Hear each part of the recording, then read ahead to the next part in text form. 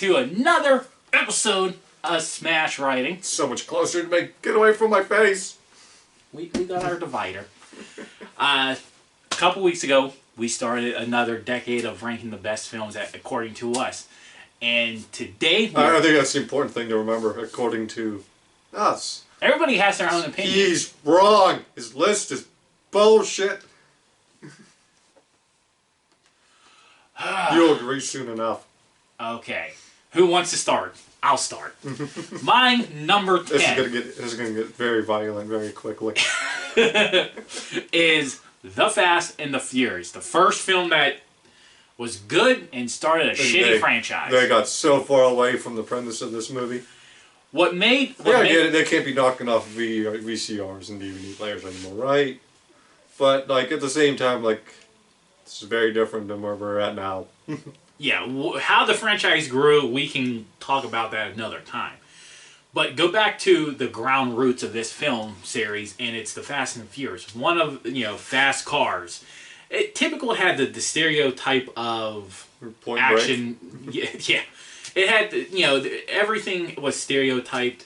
You got, the bad guy, a good guy inside. You got a cop who has a, passion for the friendships and all of that.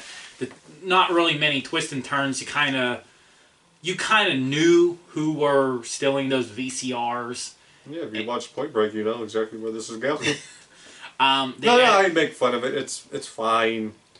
Yeah, I mean, it's 10, obviously. It's long. It's a long movie. It feels long. I don't think it's that long. I mean, it feels like it's a long movie. It does feel long. But you added the car element, and this is before they made cars into flying freaking into space. It was just like we went from stealing VCRs and DVD players and now they're in space. But it was good enough. It had the components to stay an average film that kind of just blew up. Sexy women at that time frame, fast cars, nice cars, some action to accommodate everything. It was a good start. Now, like I said, you can comment on what the franchise has become, but look at this film as if this was just a standalone film, you probably would feel different about it. Honestly, I think a lot of people have forgotten this film because of the last set of films had just been whatever with billion-dollar jumps and everything else like that. But it started it all, and that's number 10 for me. It was really bad when you're like, this movie's really grounded. And that was the highlight of the series. Like, I can do a solo one on the Fast and Furious franchise when that time comes, because I stopped watching like 3 entries ago. That was probably the last real good one. Well, no, 4 was good. 5 was a turning. No, 4 was not good. It was okay. I can make a ranting video about how bad 4 is. 5 saved it. You can make a video about the Reacher too, so... Not in this goddamn lifetime. Alright, but that was my number 10. My number 10 is Transporter 3. I love the Transporter series. I think they're all wonderful, but I think 3 is the best one. I love the pairing. You have the Frank, who's just hard-nosed by the book. Everything is down to the minute and routine, and everything is precise. He is in charge of everything. I liked him being teamed up with the carefree, live for the moment spirit that Natalia Rudakova brings to her character. And I don't think there's anyone who does, like those big gang-up fight scenes better than Jason Statham does. He was in 3 as well, right? Yeah, this was the last one he was in. How many are there, like 5? 4 or 5 now. Okay. When Statham left, why continue? That is true. Like when he does the big gang fights, there's no one who has more charisma in those moments than him. And the fact that the whole movie revolves around his car, which his car is amazing. The Audi with the flipped license plates, and you're just like, what else can this car do? They had a lot of fun. This was a good, great movie. Number 10. Talking about a lot of fun, Rush Hour number 2. You brought back Jackie Chan. Jackie Chan in the last 20 years of decades has really produced a lot of action movies. Well, he's an action star, but really good choreographic action. Yeah. And you brought his style with... Oh, him using environments is there anyone better? Yeah, he's one of a kind. Like, I love the gang up scenes that Statham does. But when you start throwing in environments and like using the scenery to your advantage, like Jackie Chan is great. Then, and of course we saw, the humor from Chris Tucker. Yeah, Chris Tucker, definitely in that time frame, was one of the. He was like, the gap between Eddie Murphy and Kevin Hart, sort of. He brought the hardcore laughs. They're back and forth. What made it fun was you still kept the action, but then you saw Jackie Chan's character, Lee, evolve to both humor and action. In the first film, he was the ass kicker, and that was it. And, until the very end, when you seen that little like, oh, he could change his personality. Oh, like you saw the two like warming up to one another, and they were more free to be. Yeah, Jackie character showed more emotion. And like it says, anything that has Jackie Chan in it and you're talking about action, it's going to have the kicks, the punches. You're not going to debate that. But what made this film number 10 that stood out was you added another element into his character. And he can be funny at times. This is really the first real film I've seen him actually be funny. Yeah. In the 90s, and God, he's been like kicking ass since like, what, 70s? Oh, I don't know how far back Chan goes. At least early 80s. Yeah. To all the way till, today. Today, basically, even at his age. But you really saw, to this point, his character development, changing the character. Like, now he's a little bit more laid back. You actually seen it in another film series as well. Drunken Master was before this, right? Shanghai Noon. Yeah, and I was actually just about to say, you've seen him start to change his style more, because Shanghai Noon kind of was basically like, if you were predecessor to Rush Hour. Yeah, like it was like a prequel of sorts, because you literally had Luke Wilson doing the comedy, no, it was Luke. Owen. No, Owen. No, Owen's with the broken nose, right? Yeah, he's the one with the nose. And then they did a sequel. It kind of stalled because like Rush Hour 2 became bigger than what Shanghai Nights were, but that was still the same time. Alright, get back to Rush Hour 2. But still, he evolved his character, and that's why I'll watch this film. I'll watch this entire series over and over again. And that's my number 9. My number 9, this is a callback from the first one. Sherlock Holmes. This is a great entry. I love Robert Downey's portrayal of Sherlock Holmes. I seen this one, and at this point, like people like when you think Sherlock Holmes, you thought Hat and the Pipe and Elementary, and this is the one who's like Sherlock. He's taking drugs. He's fighting in underground pits, like taking you real back in the early days of Sherlock Holmes, where he's still the smartest guy in the room, and when he doesn't have a mystery, he doesn't know what to do with himself. And you got Robert Downey Jr. And he goes off the rail. This was what, 2008? Something like that. So just at the peak of his return to action, basically, with Iron Man and all that. Yeah, no, this was after Iron Man. Right, that's what I'm saying. Like this was all his resurrection year. Yeah. Okay. But it's so much fun. This a great action movie, great mystery, great suspense. I seen this film because obviously, we watched Iron Man, and my dad loved Sherlock Holmes, so we went to go see this film as well. And I wasn't a fan of Sherlock Holmes because the previous images of Sherlock Holmes.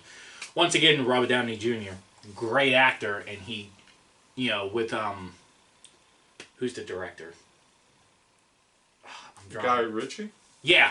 They worked to change the image, and now they took him back to like the early days of Sherlock when Sherlock was first introduced. Yeah, because this was more in the lines of who he was. So that I appreciate that film. All right, I want to thank you all for watching. Subscribe, like the film. Shut up. This is where they turn off. Or if you're a Star Wars fan. If you're a Star Wars fan, really get the fuck out of here. No. My number 8 is Star Wars Revenge of the Sith. I'm sorry. Here's why. The true saving grace was the final battle. 2.5 hour movie, 2.5, 3 hour movie? They're always long like that. Final battle. That's it. You sit through that piece of shit for a final just YouTube the lightsaber battle and save yourself the misery of that film. We, as Star Wars fans, minus just because he's not a fan. I'm a fan of the Clone War TV show. He's partial fan. the movies suck. The Revenge of the Sith, the prequel series was always very questionable because over CGI and all that. Oh, and bad the length, writing. Yeah, I can forgive you for bad CGI. I don't care. Bad writing, I'm not going to let you get away with. This story, dumb. They made the Jedis look stupid, though. That also makes the Emperor look smart. But for me, well, no, it doesn't. When you make them look this bad, you make the enemy look bad in comparison. Because it doesn't take very much brains to pull the wool over their eyes. But the main point of this film was the get him into Vader. And we all wanted to see how it would play out to get him into this. I'm just like, I'm dead now. Yeah, I never. A broken heart. Just, God. Here's my two kids. I'm done. I'm like. Everyone says when they were doing the sequel trilogy. Like, we want George Lucas back. Do you? Do you really want George Lucas back? I understand. I'm dead now. That George, he still controlled and owned Star Wars at that time. So that was actually his doing. Now, oh, God. So the build-up finally gets to the lightsaber. All the CGI. This whole sequel. God. You know, the prequel. Say what you want to say about Hayden Christensen and or what you want to say about Ewan Gregor, but Ewan McGregor, he's the one shining light in this series. They put on. I'll give you this. Ewan McGregor is the shining light of this. They put on a. And Hayden Christensen shouldn't have gotten the hate he did. He's delivering lines. They were written, he's not. They were handed to him. He delivered the lines. I don't like sand. Okay, that was cheesy. Well, that was the second one. Yeah. Attack of the Clones. But that battle, as much CGI as they did heavy on the film, that was them. And that was definitely the opening part of that. When they're swinging around, they're connecting, it worked. That was the saving part to make this list for me. And that is my number 8. Out of like 30 movies you could have picked from, like potential, you went with Revenge of the Sith. Nothing like... I'm saying this with 2 comedy movies on this list. Yeah, we're in... Go with your number 8. My number 8 is Van Helsing.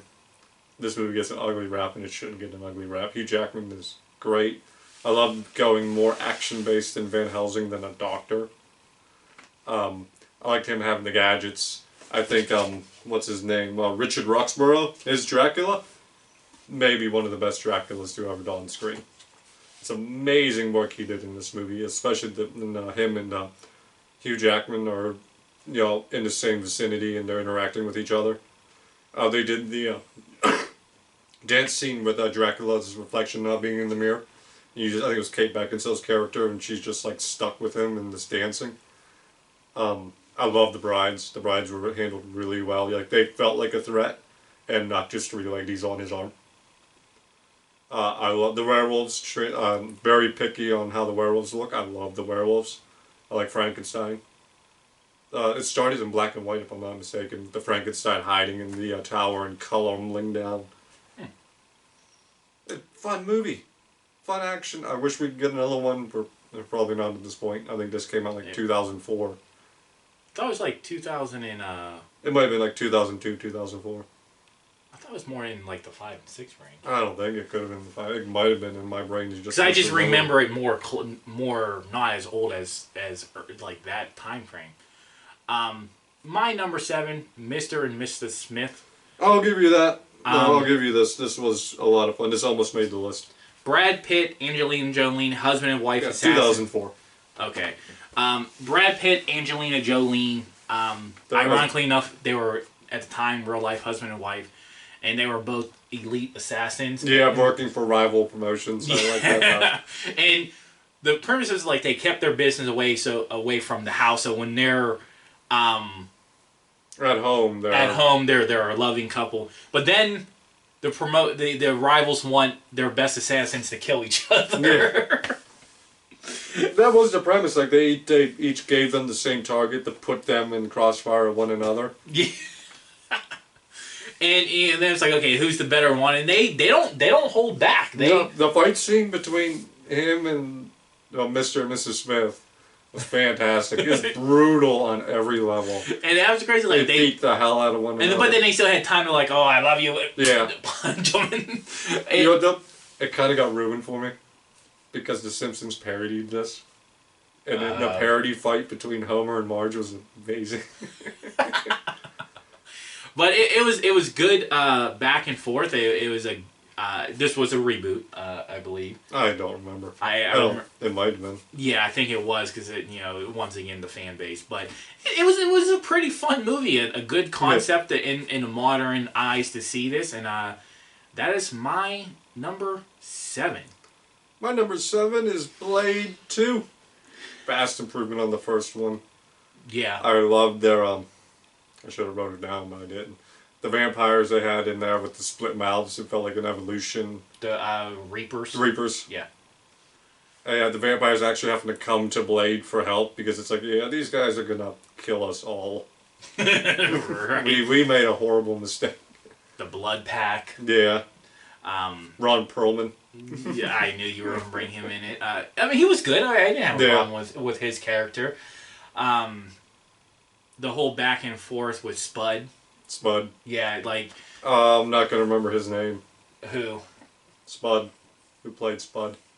Daryl. Yeah. From Walking Dead. I don't remember his name. Yeah, I know.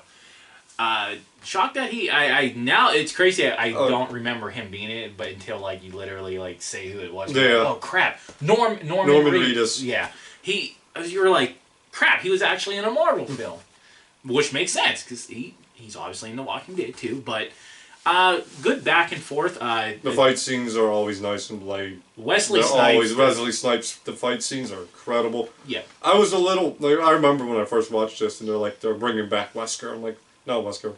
Whisker. I'm like, his death scene was so good though.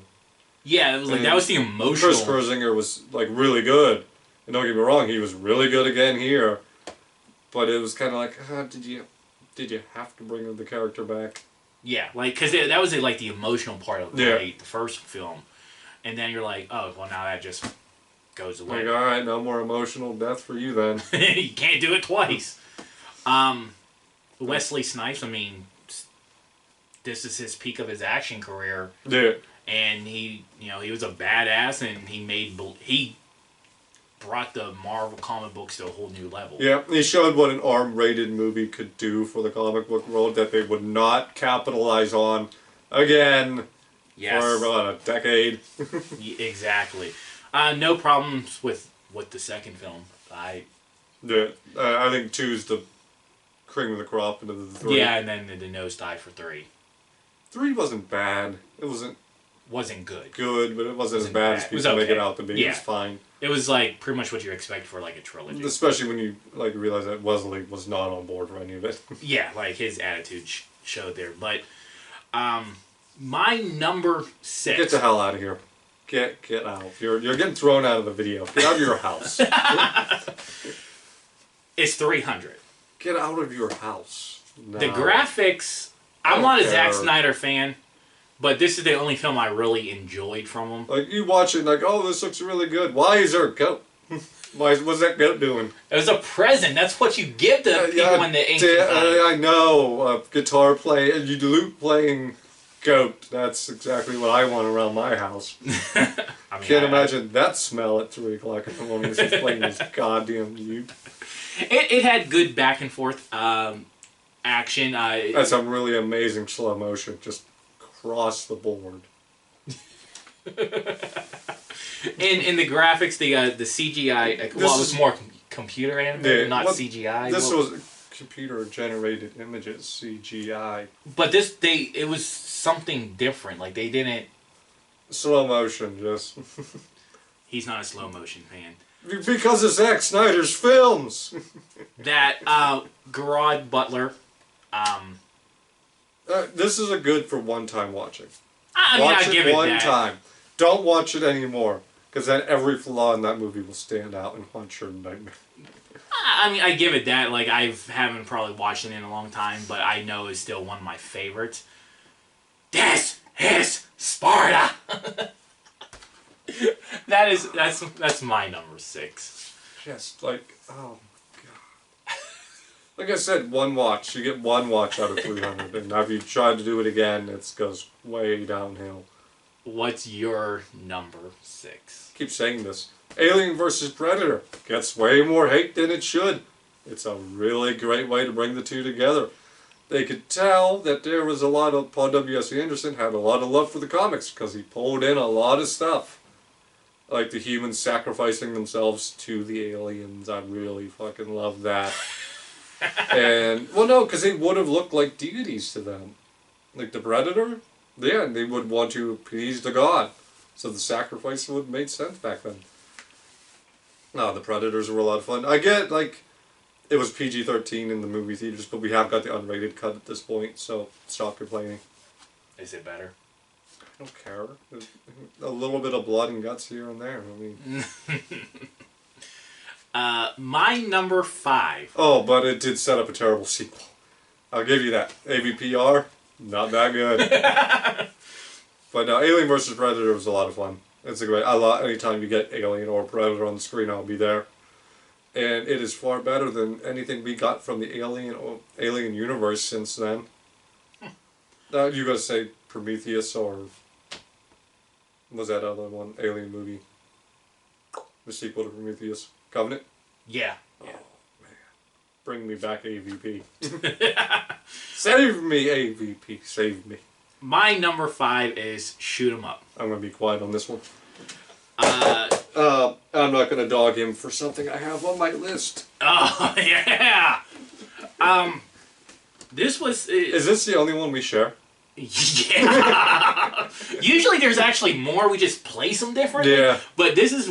For a second, it really looked like our list was not going to even have a share. I will say that with this decade, man, there's so many options. There really was. But we did align on one. Shoot 'Em Up. That was probably a CGI gun fest of best CGI gun fest of all time. The way that they... I don't know how much of it was CGI. I'm sure some of it was, like when he jumped out of the plane. Yeah, that was, or him, like, when he gets his one hand blown off or something, and his fingers are missing so he can't grip the gun, he puts the bullets... It's wonderful. The best scene, he sticks his hand in the fire and it shoots Paul Giamatti. Yeah. Just straight up shooting. Like, Shoot 'Em Up, the title said it all. Yeah. It just shoot 'em up, bang, bang. They did not lie to you when you went into that one. The story was somewhat thin. What it was like... No, I'm not going to talk about it. I'll talk about it. Okay. If you can't remember it, I'll talk about it when I get to it. Alright, we'll keep mine short then. But just the shooting was the standing point. I'll point out the scene now. You start this movie with the woman giving labor to the baby. And he shoots the umbilical cord off. Yeah. There is no other tools used except a gun and a bullet. That's everything. He's in a warehouse. I'm sure he could find something, but he's shooting everyone. It was a lot of fun. Good action with just... Literally, it's just shoot 'em. It's straight action. But that's my number 5. Let's go with your number 5. Oh, we're going into the crazy lane now. Well, you're 3. Oh, yeah, but this is like... Crank High Voltage, the sequel. Not even the first one, the second one. Where they take an already convoluted idea and they just like, let's just rip the nozzle off and beat the machine. Like, he is running around with an artificial heart that he has to constantly find ways to recharge because he broke the battery pack. He's hooking himself up to car batteries, so using static electricity in exciting ways, we'll say, on the horse strip. Him having sex to jumpstart. Yeah, that was the static. Just. See, when you're talking about an action film like... What is this movie? It is cocaine. Cocaine paradise. Cocaine sprinkled with crack, and you get the crank. Amy Smart and... I forgot she was even in that. Amy Smart was the Eve. And Dwight Yoakam as Dr. Miles, and everyone they know what movie they're in. And they're all in for it. They're just like, we're going to have a good time. They probably had to do coke to get just fully in character. You had the REO Speedwagon song at the end when he's on fire. Yeah, yes. This entire movie is just wonderful. And the greatest name of a hero of all time. Chev Chelios. I just like saying that name. Yeah, I'll be at work and I'll just like random like Chev Chelios. Badass name. And of course you get Statham's gang fighting. He's on here twice. Gang fighting with Jason Statham is a blast. The only problem I ever had with Jason was like his comments about other action stars, about like how Marvel does CGI and all that. There's different different action stars. Well, that goes back to when he did Transporter. Like they had to fight him off the set because he did not want to stop doing stunts. And the insurance company was like, no, and he's like, fuck you. Jason is from the old school, where it's pure action, pure fight, no CGI, no stunt devils. But that doesn't mean that it takes away from other action stars or does action movies. Do you know much about Statham, what he did before he got into acting? No. You should look into it. It's amazing. I'm not going to talk about it here because you've already wasted enough time with your shitty movies. My number 4... Crank High Voltage. If you haven't watched Crank High Voltage, change it immediately and then watch the first one. Because the first one is a little bit more realistic. Not fun. Just the adrenaline. He just needs to be adrenalized. But then you get Crank and it's like, I'm going to be electrified. My number 4 is X-Men 2, X2, X-Men United. We jump in on the... You know what I just realized? You don't have it either. What? I'll tell you at the end. X-Men 2, I thought, was a good follow-up to X-Men that came out in 2000. The comic book genre, definitely for Marvel, was still such a baby at this point. Yeah. You only had 3 hits in like 8 years that really just was like, oh, it's just another random... It was a good movie for that year. X-Men 2 brought a good story, gave us... The Nightcrawler was amazing. That opening scene. Yeah. That opening scene was like, this is how we're going to roll with this movie. Rebecca Romijn kills it as a Mystique in this movie. They gave her they saw how good she was and like, let's just give you a bigger part, and she killed it. The Lady Deathstrike versus Wolverine fight scene. Yeah, that was a fun fight. That was a good one because he was like, damn, how are they going to fucking kill each other? And the way he had to win the battle was pumping her with that metal, and then drowning her. But she kept her own. Yeah, I'd almost rather them kept her alive, because I think that would have helped them in X3, and they needed help in X3. Yeah, that would have been a good continue from there. But Bryan Singer left the franchise. And did Singer do X2? He did X1 and X2, but he didn't do X. Oh, someone else came in. Brett Ratner. I thought there was the replacement in the middle. No, he finished 1 and 2, but too bad. It turns out Singer's a piece of shit. Yeah, unfortunately, some of his work, what we know now, what we didn't know then. Yeah. But nevertheless, X2 was a great follow-up film. Yeah. Some will consider it in the top tier of comic book films.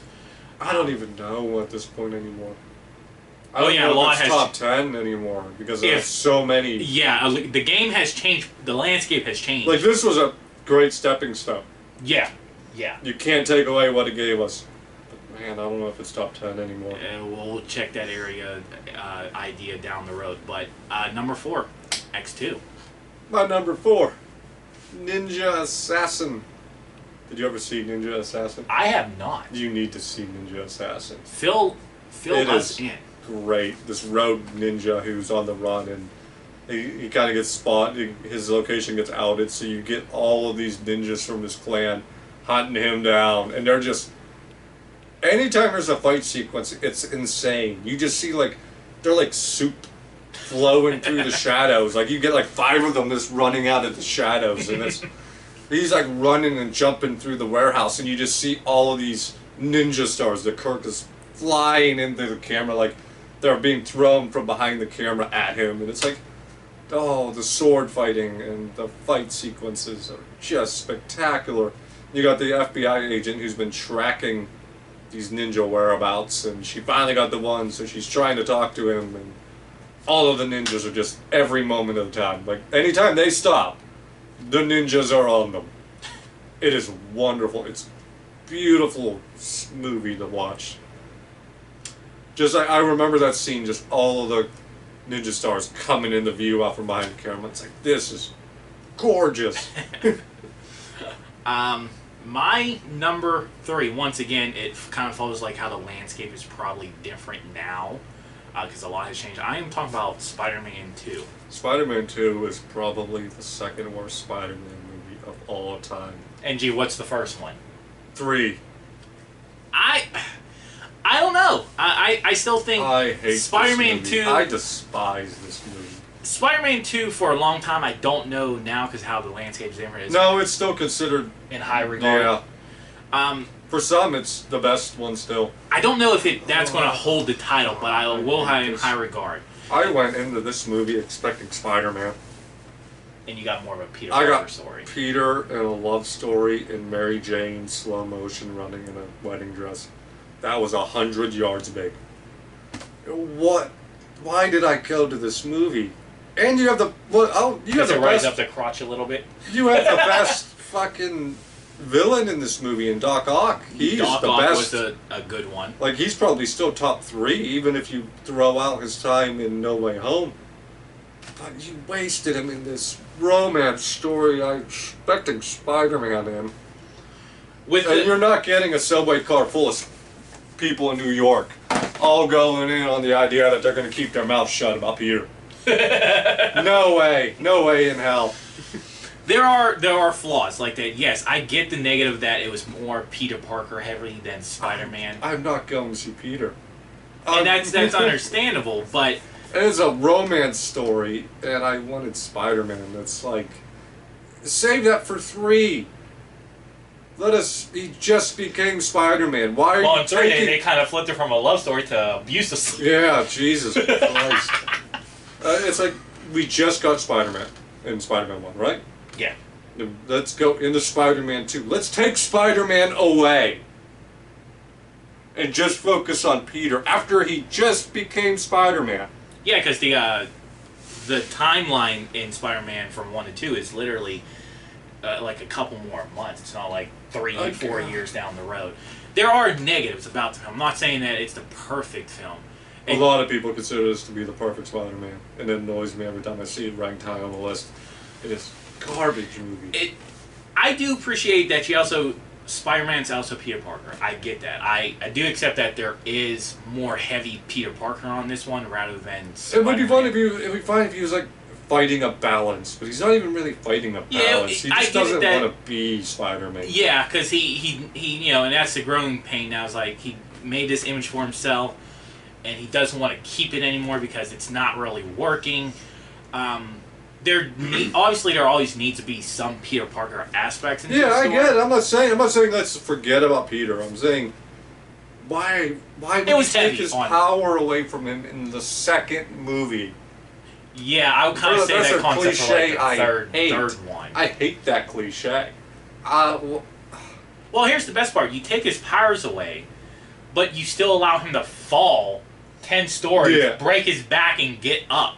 So it's like, okay, now you're telling me he can't crawl up buildings, he can't shoot his web, but he can survive the 10-fall drop. Yeah, he can. Not only did he fall, but he was banging everywhere. Then he lands on a freaking dumpster. There's not a lot of give with those dumpsters. Was it a dumpster he hit, or did he hit a clam? No, he fell a couple of times without his powers. Yeah. But the main one was when he was falling down between the buildings. Yeah, I'm talking about that scene. I thought he hit a cab. Did he? He did too. He hit. That was another scene because when he thought he fell down when he first lost his powers, and when he thought he had them back. Yeah. That's when he hit the cab. Like, you took away his web, you took away his crawling abilities, but you kept his strength and his durability. Yeah. There was some contradicting in there, but when Spider-Man was on the scene, there was the chemistry between Doc Ock, and Spider-Man. It was there. You've seen the Harry's hatred for Spider-Man continue to grow, and his rise to the Hobgoblin, which they just called him the New Goblin in the third film. The Hobgoblin is a very different character. But it was still Harry Osborn. Yeah, the Hobgoblin is religion. But still Harry. Yeah, well, no. It's hard to tell. I don't know what's... I might be mixing up universes. I thought Ned was Hobgoblin. No, in the original, it's Harry that takes the Hobgoblin. You talking about the movie? No, in the comics. Oh, alright. I thought it was... No. Yeah. The main universe, it was always Harry. I could be mixing up the universes. But nevertheless, you see Necro, the shocker at the end, with Harry's finally realizing Peter and Spider-Man were the same. When Spider-Man was on the film, he took the scenes with Doc Ock. Yeah. I'm just like, don't take... I'm here for Spider-Man, dude. That is true. But for now, that's my number 3. I hate that cliche. Your number 3? There's so many stories you can do with a superhero. Why would you take their power? That is true. But, man, that's your number 3. Go ahead. My number 3 is Man on Fire. I love this movie. I love the fact that anytime I have to hear the songs, Hey, hey, Mickey, you're so fine, I can now think about Denzel Washington cutting the fingers off someone and using a cigarette lighter to cauterize the wound. Yes! More of that in movies. Please. I love the story, though, of Creasy. It's a heartbreaking story of him finding his happiness in his place as the bodyguard of Dakota Fanning.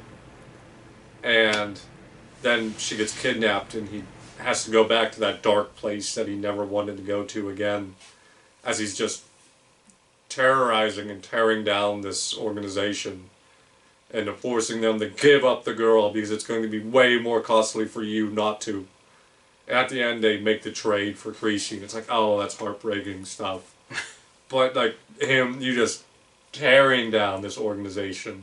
Taken before there was a Taken. And Christopher Walken's speech about anything being art and Creasy's art is death and he's painting his masterpiece was incredibly told by, of course, Christopher Walken, who does that stuff. This is just a fun movie. The revenge film done right. My number 2 is strictly because of the action. You gotta be real. Like, this movie sucked. This movie, like, I know I've said this a couple times to you, but come on. This movie sucked. I am basing this strictly... There's a follow-up to the First off, there's Jane one. Tom Jane one was... first, I'm talking about Punisher Warzone, which is a reboot / sequel from the Thomas Jane one of 2004. Yeah. They recast him. Because he didn't like the script. and I think, or was the money? I think maybe both. It might have been both because this movie has yeah. But if I'm looking at straight action, I enjoy the fights. I enjoy the shooting. I really gotta have a story going on at least, man. I know, but I focus heavy on the action. Ray Stevenson was terrible as Frank. I thought he was probably too much older to be Frank in the timeline. That could be it. I think Jigsaw killer who's is that what they called him, Jigsaw or Puzzle Piece or something like that? No, Jigsaw was the villain, and where beginning of the film he was like this. In the Mafia, he's the pretty boy, always the way looks, and the best thing the Punisher did was shove him in a glass breaking machine, and it just scars him up. Obviously, that storyline concept was used in the Punisher, the Netflix show, and they made it a lot better. One of the best scenes I thought was Good New Wars. Yeah, that is true. This bar is set low. One of the best shooting scenes was when Frank gets on the chandelier and just pops off the Mafia, the stabbing in the heads. It was more graphic. Probably up to that point, probably more graphic than what we've seen from the other R-rated comic book films. There was a lot more blood, a lot more gore. Blade was out. Blade was like normal level. Like, you're like, okay, this is good. Blade opened up with a bloodbath coming out of the sprinkler system. What are you talking about? Right, but that was like, the one vampire got his head cut in half and the other half was blinking at the people when they walked by. But this one went heavy on the gore, heavy on the shooting, and that's why I don't want to call it saving grace. I just like it. There was no saving grace. The end credits was saving grace because it was over. Not disappointed. You didn't say for the post credits? I did not. No, I'm just kidding. I don't think there was one. I hope no. Apology. But that is my number. This could have been good if this movie kicked off the franchise, but you didn't. Tom Jane kicked us off, and Tom Jane was wonderful. And you know what? Talking about those two films, I actually did enjoy The Punisher. When you put The Punisher on here, God damn it! You pissed me off on purpose, putting Warzone instead of that one. Go with your number 2. My number 2 is Hot Fuzz. Hot Fuzz is great. It's so much fun. You might say what you want, but that finale. the only part. The two just cleaning up the town as everyone corrupt was shooting at him, from the flower woman to the priest. Oh, we got a podcast review on Hot Fuzz. We're gonna go way more into this in like 2 weeks. But yeah, you get on the podcast when you want to listen to us, because Hot Fuzz is a We're doing a spoiler. We're doing a deep dive into Hot Fuzz in the next week or 2. Or no, we've already done it at this point. Our timelines are just... Yeah, we gotta be more organized with our timelines. But nevertheless... We already did this review, but the scene with, like, they find the old warhead, and you see the old farm, and no one can understand him except for Nick Frost, and he's like, oh, it's deactivated. You see the farmer's whacking it with the rifle. He's like, I'll take it. And he's like, what about the rest of them? He's like, what? And he opens it up, and you just see all these guns in the shed. I love this movie. This movie was wonderful. Fun times. Yarp. Yarp. Yarp. Kill the White Angel. He ain't getting back up, right? Great or good. Great or good. My number 1. This is not for the great or good. Is Taken. Liam Neeson really switched over.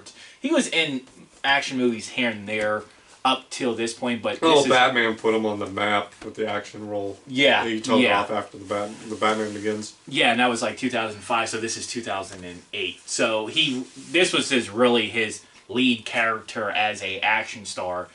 And first, I was always thinking like an older guy, being such a badass. But he also shows that he has particular skills. Yeah, he's how to track you down, how to ambush you, and then he can still fight hand to hand. The story was good. I enjoyed it. His daughter being taken, and he has to go find her. And he's all cool and mellow about it, while he's like... he's seething inside, but he stays calm. And he tells his daughter, like, she does all this what he does. She gets under the bed, and she's like, what's going to happen next? This is where you need to stay calm. They're going to take you. Yeah. And, the whole good luck, how he literally takes those 2 words in the voice and just runs all these voice things and get it down. And then when he finds them... he does such a good job at, like, manipulating people around him to say that line. Yeah. Then he, like, gets to the country and, like, right off the bat, he's doing an action, a bridge fight scene. Well, you know what we didn't need? We didn't need 2 and 3. Once again, I try... Money. Yeah, like, I try not to look at the... Well, yeah, I'm not looking at that. I'm just saying in general. Yeah, like... 2 and 3. When they made 2, I was like, why? This was good.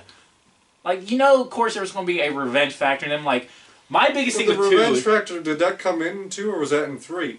No, that was in 2. 2. 3 was like a whole new story. I didn't watch 3. It was tough. But, like, even with, like, 2... Like, Taken was a good movie. Like, don't get me wrong. The best... It's one of my favorites. Yeah. He says, I appreciate all it did overall. Respect the opinion, I guess. Yeah. Except for a few of your choices. Now, let's go with your number 1. My number 1. One of my friends is rolling over, right? Just losing his shit if he's watched to this point. Before I tell you what it is, though, some of you may have already figured it out from what we talked about a little bit ago, though. You know what movie neither of us put? The Dark Knight. Oh! Neither of us put The Dark Knight. What the hell? That's why I didn't tell you. I didn't want you to quickly run up there and change your mind. Oh. So you put Punisher Warzone I'm changing instead of The Dark Knight. Oh, God. And if you watch the... God, just go on. My number one is Shoot 'em Up. It's the best. I loved it. There's no movie I quote more on a regular basis. Really? Mm-hmm. Not to you. It's because it hasn't happened yet. But at work especially, like, you know what they say about a leader who leads from behind, takes it from behind. Oh, you had got so many random ass shooting scenes. Yeah. Like the delivery scene, him jumping out of the plane, the sex scene. They just, anytime, like, you know what, there's like 5 minutes, start shooting, we're going to throw some henchmen in this scene. Keep it going. Bloods and bullets. That's... Bloods, bullets, banger soundtrack. Every sound, every musical input was amazing. And do you want to know what the story, the moral of this is? Gun safety. The senator was going to put a bill in implementing gun safety. That's why they wanted him dead. I thought it was also like the baby embryos. Yeah, it was like the one guy. It belonged to the senator. Yeah. They were using the baby as a hostage to make sure a gun safety bill didn't get passed. The story was so out there. Yes. You had guns all through this movie. Yeah. Different kinds. Paul Giamatti was a fantastic bad guy. You had got... What if the fingerprint gun too, where he cuts the finger and he's like... he couldn't use it because the thumb wasn't activating. The severed thumb wasn't activating.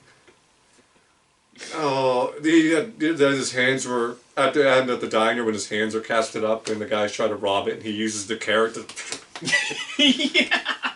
God damn, this movie. Movie was one of a kind. It was definitely one that has to stand out. I'm pretty sure you probably own it. Oh, yes, I do. I own it. My friend hates this movie. He's like, this is so dumb. Shoot 'em Up was one of the first movies I bought because I'm like, this is funny. The best. And here's the thing too. What made me really buy this movie or like to even start looking into it was Clive Owen. Yeah. I loved him in Inside Man. I love his acting, and then that just carried over into giving him guns. Woman had 3 babies, Nat, Pat, and Tat, and she found it was fun in the breeding, but found it was hell in the feeding when she realized there was no tit for tat. Love this movie. Best action movie of all time. Period. That is our action by the decade from 2000 to 2009. Yeah, the 90s are going to get a little rough. It's all downhill from here. But till next time. Bye-bye.